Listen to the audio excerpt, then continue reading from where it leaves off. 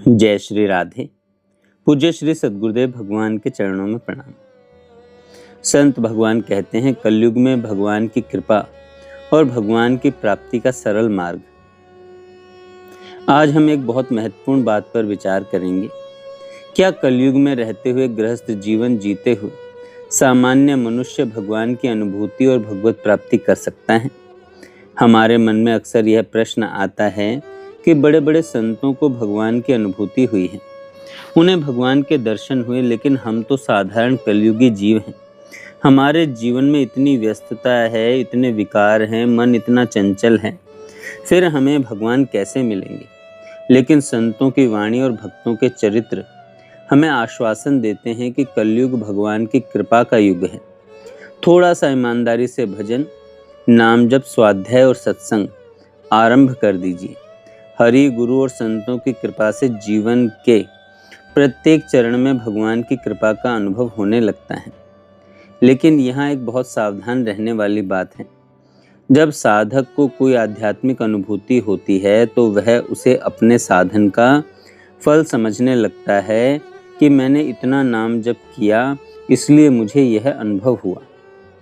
नहीं, अनुभूति को अपने अहंकार का विषय मत बनाइए। संत कहते हैं कि साधक का साधन केवल पात्रता बनाने का प्रयास है। वास्तविक कृपा तो भगवान की है। कलयुग के जीवों पर भगवान की जो अहेतु की कृपा है, उसी के कारण थोड़े से साधन से भी बड़े आध्यात्मिक अनुभव प्राप्त हो सकते हैं। और यदि कभी कोई अनुभूति हो भी जाए तो उसका प्रचार करके अहंकार मत बढ़ाइए। कई बार साधक अपनी अनुभूति को बढ़ा चढ़ाकर लोगों के सामने रखने लगता है और बाद में जब वह अनुभव नहीं रहता तो परेशान हो जाता है। फिर कहता है, महाराज जी, पहले तो ऐसा होता था, अब कुछ भी नहीं होता। इसलिए याद रखें कि अनुभूति मिले तो भगवान की कृपा समझिए, अपनी उपलब्धि नहीं। एक अद्भुत प्रसंग आता है।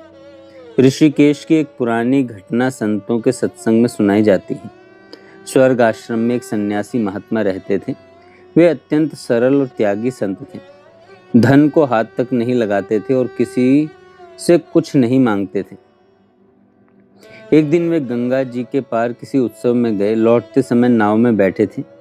गंगा जी की धारा के बीच उन्हें लगा कि थोड़ा आचमन कर लें और नेत्रों पर गंगा जल डाल लें। उन्होंने अपना चश्मा उतारा और आचमन किया, लेकिन दुर्भाग्य से चश्मा गंगा जी में गिर गया। महात्मा जी वृद्ध थे और बिना चश्मे के ठीक से देख नहीं सकते थे। सूर्यास्त होने वाला था और उनकी कुटिया अभी काफी दूर थी। वे गंगा किनारे बैठ गए और मन ही मन विचार किया, अब भगवान ही कोई व्यवस्था करेंगे। उन्होंने किसी से सहायता नहीं मांगी, बस विष्णु सहस्त्रनाम का पाठ करने लगे। कहा जाता है कि पाठ पूरा होने से पहले ही एक मछली उनके पास आई। उसके मुख में वही चश्मा था।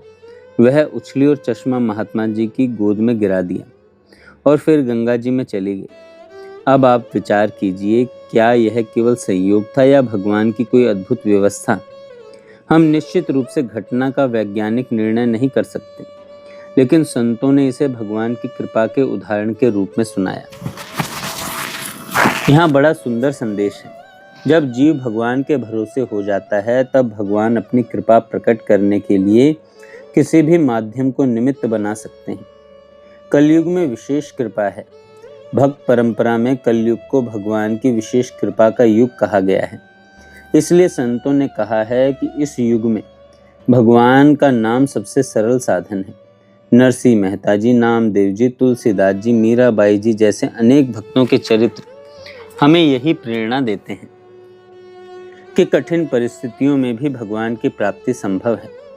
इन भक्तों की कथाओं को सुनने का सबसे बड़ा लाभ यह है कि हमारे भीतर विश्वास पैदा होता है। जब इन भक्तों को भगवान मिल सकते हैं तो मुझे क्यों नहीं मिलेंगे? यही विश्वास साधना में शक्ति देता है, भगवान की प्राप्ति के लिए व्याकुलता देता है। लेकिन केवल कथा सुनना पर्याप्त नहीं है, भगवान के लिए व्याकुलता जगानी होगी। संतों ने भगवत प्राप्ति के लिए व्याकुलता को बहुत महत्वपूर्ण बताया है। जिस प्रकार एक प्यासा व्यक्ति पानी के बिना नहीं रह सकता, उसी प्रकार साधक के हृदय में भगवान के लिए प्यास जागनी चाहिए। इसके लिए क्या करें? सज्जनों, आहार को शुद्ध करो। दूसरा, नाम जप करो। तीसरा, गीता, भागवत, रामायण जैसे सद्ग्रंथों का स्वाध्याय करो। फिर सत्संग करो और फिर निष्काम संतों का आश्रय लो। धीरे धीरे मन की दशा बदलने लगेगी। एक और प्रेरक प्रसंग है। संतों के सत्संग में घटना सुनाई जाती है कि गिरिराज जी की परिक्रमा के समय एक युवा लड़की अपने माता पिता के साथ आई थी। वह भगवान श्री कृष्ण के दर्शन के लिए अत्यंत व्याकुल थी। कई दिनों से उसने ठीक से अन्न जल तक ग्रहण नहीं किया था। उसकी एक ही पुकार थी कि मुझे कन्हैया के दर्शन चाहिए। वहां उपस्थित एक महात्मा ने उसकी व्याकुलता देखी। परंपरा में वर्णित इस प्रसंग के अनुसार महात्मा की कृपा से उस बालिका को गिरिराज जी की ओर भगवान श्री कृष्ण और बलराम के दर्शन का दिव्य अनुभव हुआ।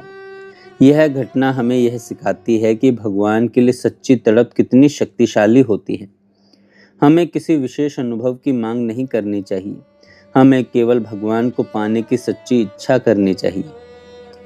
संत कबीरदास जी का कुछ संदेश है। कबीरदास जी ने समाज में फैली अनेक कुरीतियों पर प्रहार किया। उनकी वाणी का उद्देश्य धर्म का विरोध करना नहीं था, बल्कि धर्म को उसके मूल उद्देश्य भगवान की प्राप्ति से जोड़ना था। उनकी शिक्षा का सार था, यदि धर्म में भगवान का प्रेम नहीं है तो वह धर्म अपने लक्ष्य से भटक गया।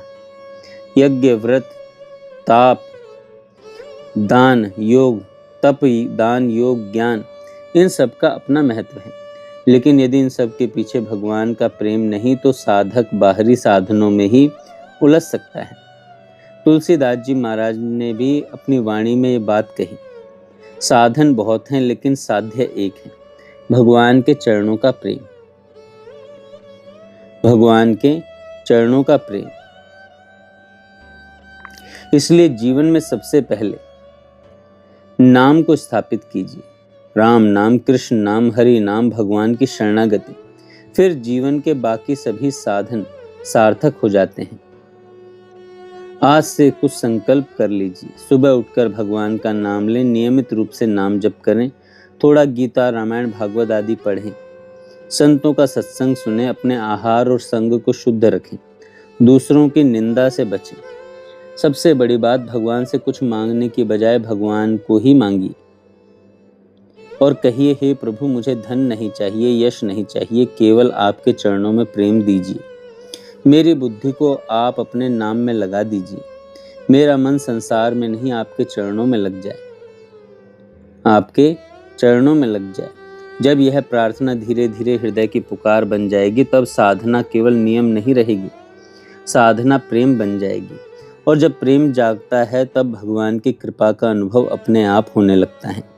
इसलिए निराश मत होइए, मत सोचिए कि हम कलयुगी जीव हैं, हमें भगवान कैसे मिलेंगे।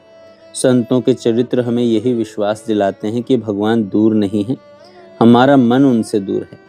नाम जप से मन को भगवान की ओर मोड़िए,